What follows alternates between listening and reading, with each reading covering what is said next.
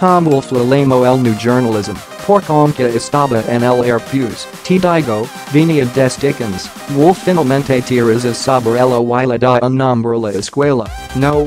Sin embargo, yo lo habían hecho Truman Capote y Norman Mailer con éxito.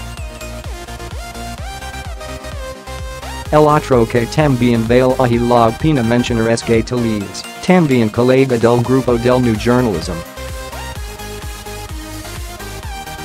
Hacia el verano de 1833, el futuro crítico victoriano Charles Dickens fue contratado para redactar los reports de los debates parlamentarios, cargo que le creó fama de escribir rápido y preciso.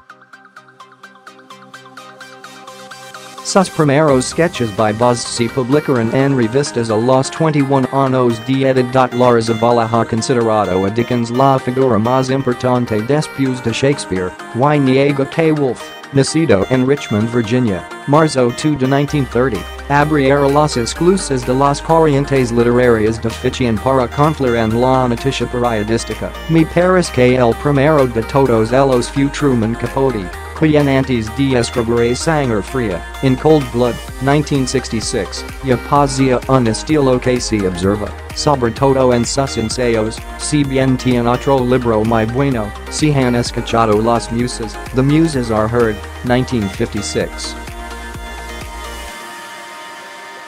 El la hizo de comparsa, vamos a decirlo así, ya que estaban poniendo la famosa obra Porgy Bess, de Georgie Ira Gershwin. Y acompañó al elenco de The Everyman's Opera y sus creadores que la presentaron tocando en liras. La primera parte si han escuchado Las Musas se publicó originalmente en The New Yorker, brindando título al libro un discurso del ministro de Cultura soviético, quien expresó a los músicos cuando los canons se escuchan, las musas callan. Cuando los canons callan, las musas se escuchan. Tiene otro valioso libro que se llama Ladran los perros, The Dogs Bark, Public People and Private Places, 1976, con artículos que publicaba especialmente en revistas, pero y con tono del Nuevo Periodismo.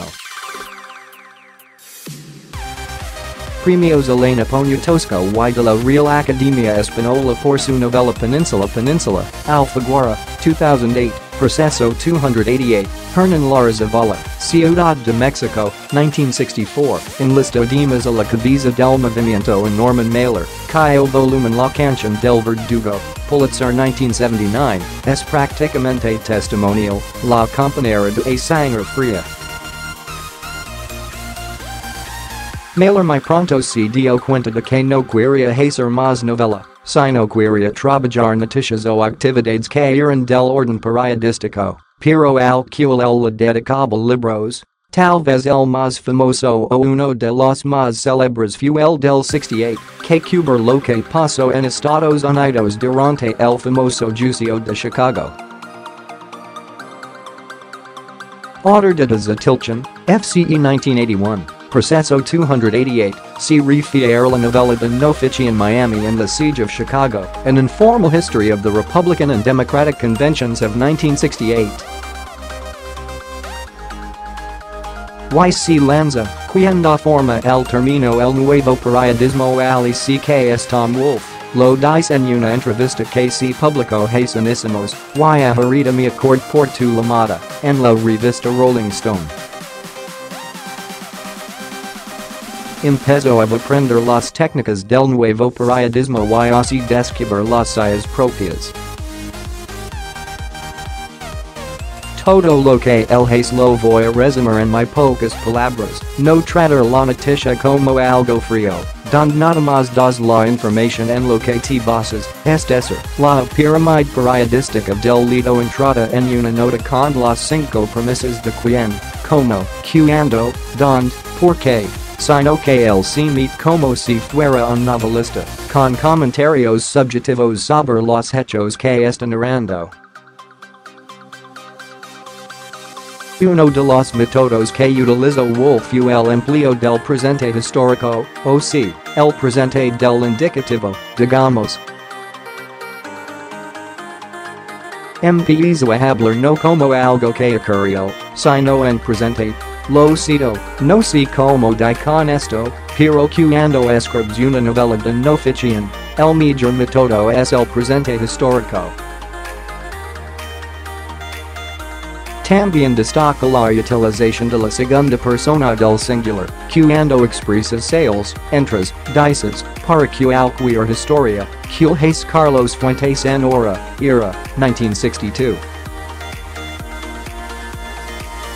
Y después, la construcción de escenas una por una, contar una historia total por medio de una secuencia de escenas, más que como una mera narración histórica, son datos muy buenos por parte del Hershwin lo que vas a contar, por secuelas. Este recurso lo aprovechó Lara Zavala en su primera novela Charras, Joaquín Mortis, 1990, testimonial sobre el movimiento sindicalista de Yucatán en 1974, para que te voy a decir que no, porque en lugar de narrar toda la historia vas agarrando pedacitos, ¿me entiendes? Y luego dice Wolfe. Pronuncia Wolfe, el uso de los diálogos, el diálogo directo y el uso de los detalles, por ejemplo, notar la ropa que usa la gente, sus características del lenguaje, la manera como tratan a los niños. Lo dice Ali, todo esto indica como una persona entra en la sociedad. De igual modo que describe usted a su personaje en la guerra de castas, el médico Fitzpatrick, de barbas y pipa en Península, así es. Los detalles son siempre trascendentales. Y casi al último, el cuarto punto de vista, describir escenas a partir de una mirada particular. Que no es cualquier mirada, tales son las técnicas que Wolfe propone. Tom Wolfe cultivó de una manera muy clara su posición de dandy. Bastante excéntrico porque siempre veste de traje blanco, con sombrero, su camisa y chaleco blancos, zapatos claros o de dos tonos, una corbata quizá de colors, era también un poco como Oscar Wilde. Una manera de hacerse notar no nada más con su estilo literario, sino también de ser. Y como los aristócratas del sur de los Estados Unidos, como los caballeros serenos que también pinta William Faulkner. Mailer adoptó el papel del cabrón del bravero, buscaplitos, y capote el del gay con cara de niño, además chaparrito, te acuerdas de su famosa frase que dice, soy homosexual, soy drogadicto, soy un genio de nocturnal turnings, or how Siamese twins have sex, and música para chameleons, music for chameleons, 1980. Es la higuera de las vanidades, 1987, el gran libro de Tom Wolfe? No. Yo creo que fue más interesante como periodista que utilizó todos los recursos literarios para llevarlos a las revistas y a los diarios, conforme su teoría del new journalism. Me parece que aquella novela de Tom Wolfe es bastante malita, no me gustó. Hasta la hicieron película. Si de literatura mexicana se trata, los antecedentes de la crónica y del nuevo periodismo nos remontan a Bernal Díaz del Castillo y las cartas de relación de Hernán Cortés, conforme Carlos Monsiváis sugieren a ustedes les consta. Antología de la Crónica en México, Ira, 1980, donde logia, desde un punto de vista formal, una influencia muy renovadora en la crónica es, en algunos aspectos, el new journalism, el nuevo periodismo norteamericano, si como tendencia dominante, el new journalism es desplazado por el reportaje de investigación a lo Watergate, como tendencia imperdurablemente a actitudes y procedimientos. Carlos Monsiváis siempre tendrá fama por su primer libro de crónicas, Días de Guarda, publicado en 1970 y hecho de piezas de periodismo artístico cuyo discurso literario dialoga con el new journalism norteamericano. Este libro paradigmático incluye una trilogia inmejorable sobre el movimiento estudiantil de 1968, Egan Proppen que Carlos Monsiváis en que verse como el heredero auténtico de Bernal Díaz, la verdadera historia de la conquista, pionero del género español y americano de la tradición hispánica de la literatura de lo real inmediato. Ella escribe en el apartado cronista paradigmático, en su uso excesivo del icono pictórico y el total personal de la historia con H chica, la pequeña historia que Miguel de Unamuno llama la infrahistoria, la crónica actual de México es el descendiente del primer, más influyente y duradero género del arte escrito en la América Latina. Yo creo que dos de los grandes herederos mexicanos de Tom Wolfe manifiesta Hernán Lara Zavala preciso San Carlos Monsiváis y el otro, ¿sabes quién es? Leñero. Creo que Vicente Leñero le entró muy bien a la parte de la ficción novelística, a la no ficción. Por eso quien intervino muy bien en figuras en los detalles, tixo características de los personajes fue Leñero. Los periodistas, Planeta, 1978, es un típico producto del nuevo periodismo.CIUDAD, hablando del golpe de Excelsior, o hablando de la huelga estudiantil del 68, o de Alberto Castillo y Julio Scherer.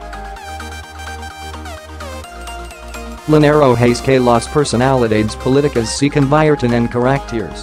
Existen indicios de new journalism en los inventarios de José Emilio Pacheco. No está Lara Zavala José Emilio Pacheco era diferente. Pero vamos a decir, Batallas en el desierto, Ira, 1981, no es estrictamente una novela testimonial, es una novela. Lo que pasa es que se recrean muchos momentos de la ciudad. Recurre los programas de la televisión, las bodas, las luchas, los actores que estaban en boga, aunque en México hay, por ejemplo, muy buenos cronistas que hacen aquel tipo de crónica subjetiva. Hay dos cronistas más jóvenes que yo, quienes me están faltando, Jamie Viles y Emiliano Pérez Cruz. No es tanto que cualquiera pueda sentirse un magnífico periodista por intercalar literatura y periodismo, pero a lo mejor de new journalism hasta se convirtió en un vicio de la crónica en México. No, los beats eran otro ralo. Los beats eran más pachecos que Wolfe. Este texto se publicó el 20 de mayo de 2018 en la edición 2168 de la revista Preciso.